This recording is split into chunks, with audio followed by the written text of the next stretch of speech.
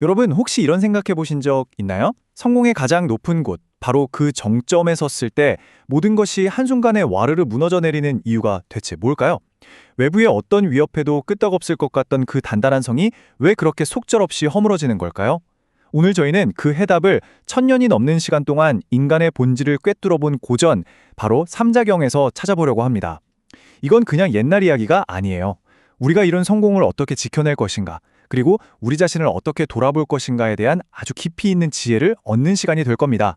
자, 그럼 이 흥미로운 탐구 속으로 함께 들어가 보시죠. 스스로에게 한번 질문을 던져보세요.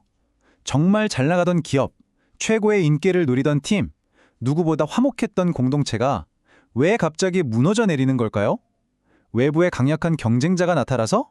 아니면 예상치 못한 재난이라도 닥쳐서? 글쎄요. 이 질문은 결국 우리는 왜 성공의 무게를 견디지 못하는가? 라는 아주 근본적인 물음과 맞닿아 있습니다. 놀랍게도 말이죠.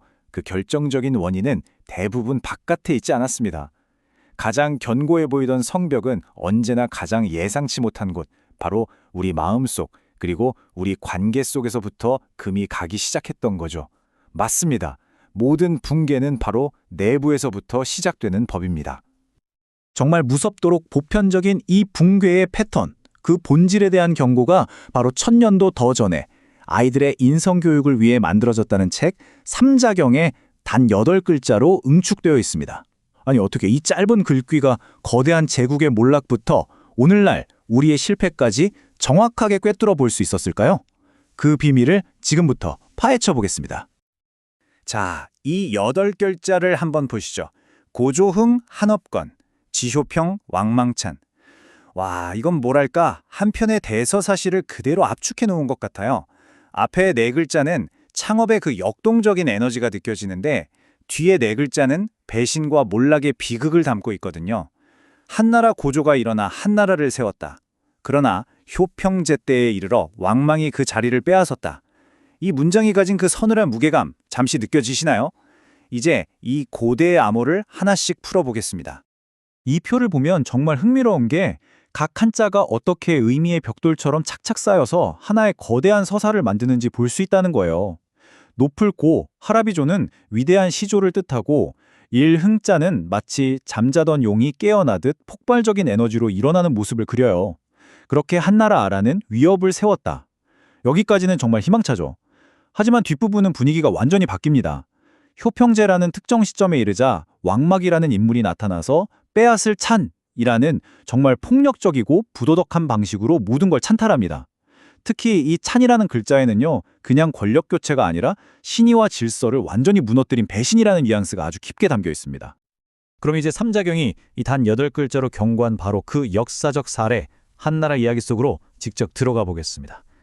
이건 외부의 침략이 아니라 내부의 신뢰와 기강이 무너지면서 거대한 제국이 어떻게 스스로 붕괴하는지를 보여주는 정말 교과서적인 사례라고 할 수 있죠. 한나라, 무려 200년이 넘는 시간 동안 지속된 정말 강력한 통일 왕조였습니다. 고조 유방이 그 수많은 전쟁의 폐허 위에서 나라를 세웠고 무제 시대에는 엄청난 영토 확장과 문화적 황금기를 누렸죠. 그야말로 외부의 그 어떤 적도 감히 넘보지 못할 제국이었어요. 하지만 쇠퇴는요, 보이지 않는 곳에서 시작됐습니다. 권력이 황제의 부인이나 어머니 쪽 친척, 그러니까 외척에게 서서히 넘어가면서부터였죠. 이건 단순히 권력의 이동이 아니에요. 건국의 정신과 원칙이 희미해지고 실력보다 혈연이 중요해지는 내부 시스템이 썩어들어갔다는 신호였습니다. 그리고 마침내 그 부패한 시스템이 낳은 괴물, 왕망이 모든 것을 집어삼킨 겁니다. 이 표 하나가 모든 걸 말해줍니다. 창업자 유방은 항우 같은 외부의 강력한 적들과의 전쟁 속에서 자신을 증명하고 나라를 세운 영웅이었습니다. 그의 리더십은 치열한 전장에서 단련됐죠. 반면에 왕망은 어땠을까요? 그는 단 한 번도 외부의 적과 싸운 적이 없어요. 그는 황제의 가장 가까운 곳에서 겸손과 충성이라는 가면을 쓰고 신임을 얻은 뒤에 조용히 권력의 핵심으로 파고든 내부자였습니다. 가장 안전하다고 믿었던 바로 그 심정부에서 가장 치명적인 암세포가 자라나고 있었던 거죠. 다시 한번 강조하지만 200년입니다. 웬만한 기업이나 조직이 한 세대를 넘기기도 힘든 세상에서 200년 넘게 이어진 제국이었어요. 외부의 어떤 공격에도 끄떡없을 것 같던 이 거대한 성공 신화가 왜 내부의 단 한 사람에게 이렇게 허무하게 무너졌을까요? 바로 성공이 가져다준 안일함과 자만심이 내부의 위협을 알아볼 눈을 멀게 했기 때문입니다. 와, 이게 우리에게 주는 교훈은 실로 엄청납니다. 자, 여기까지 들으시니 에이, 그건 2000년 전 낡은 이야기잖아? 라고 생각하실 수도 있겠네요. 과연 그럴까요? 이제 이 고대의 패턴이 오늘날 우리 주변에서 얼마나 놀랍도록 똑같이 그리고 어쩌면 더 교묘하게 반복되고 있는지 한번 살펴보겠습니다. 삼자경이 말하는 내부로부터의 붕괴. 이건 단지 한 나라만의 이야기가 아닙니다.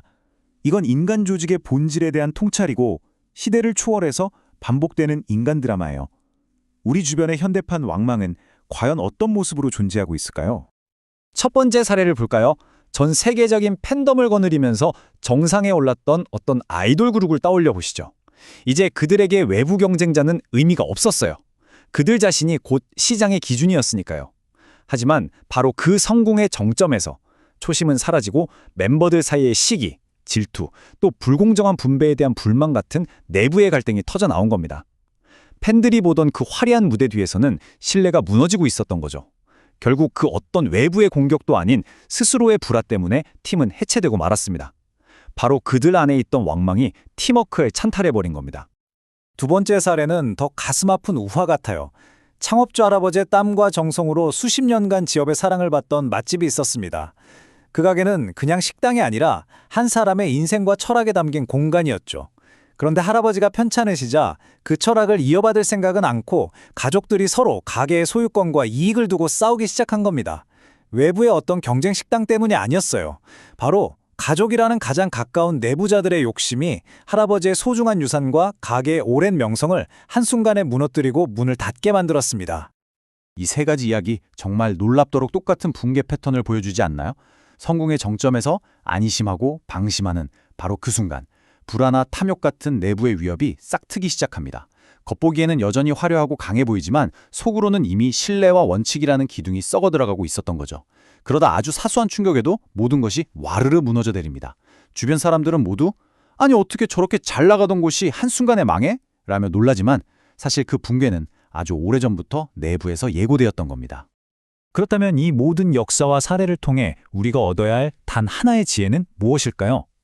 우리가 피땀 흘려 이룬 성공을 지키기 위해서 가장 경계해야 할 것은 과연 무엇인지 그 핵심을 딱 정리해 보겠습니다.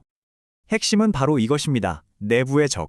외부의 적은 눈에 잘 보이니까 모두가 함께 뭉쳐서 대비하기가 쉬워요. 하지만 내부의 적은 다릅니다. 그것은 성공과 신뢰라는 가장 안전한 가면 뒤에 숨어서 우리의 자만심, 이기심, 질투심을 먹고 자라거든요.